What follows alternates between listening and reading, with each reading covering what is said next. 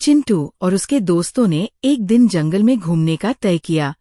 सुबह सुबह वे सब जंगल की ओर चल पड़े और रास्ते में उन्होंने जंगल के बारे में कई दिलचस्प बातें सुनी।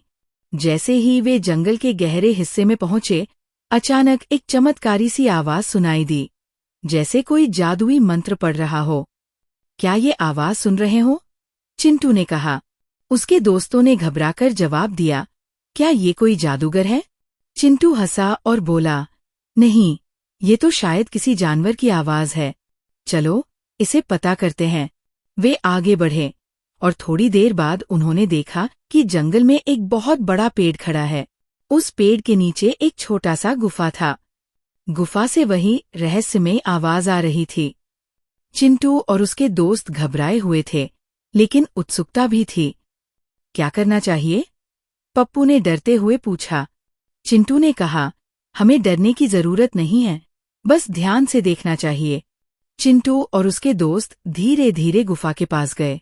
जैसे ही वे अंदर घुसे, उन्होंने देखा कि वह कोई जादूगर नहीं, बल्कि एक बड़ा और मोटा भालू था, जो अपने हाथों में एक बांसुरी बजा रहा था। भालू ने उन्हें देखा और हंसते हुए बोला, तुम लोग क्या सोच रहे हो? डरने की कोई बात नहीं है, मैं तो बस जंगल में अपने गाने की प्रैक्टिस कर रहा हूँ। चिंटू और उसके दोस्त हैरान रह गए। तुम बांसुरी बजा रहे थे? चिंटू ने पूछा। हाँ, भालू ने अपनी बांसुरी बजाते हुए कहा, मैं जंगल के सभी जानवरों को सिखाता हूँ कि कैसे खुश रहना है और कभी भी घबराना नहीं चाहिए। इस पर चिंटू ने कहा, वाह भालू भाई, ये तो बहुत अच्छा है, हमें भी कुछ सिखाओ। भालू ने मुस्कुराते हुए उन्हें बांसुरी बजाना सिखाया। सबने बांसुरी बजाने की कोशिश की और कुछ ही मिनटों में वे जंगल के सबसे अच्छे बांसुरी वादक बन गए। लेकिन जैसे ही वे जंगल से बाहर आने लगे, अचानक एक तेंदुआ उनके रास्ते में आ खड़ा हुआ।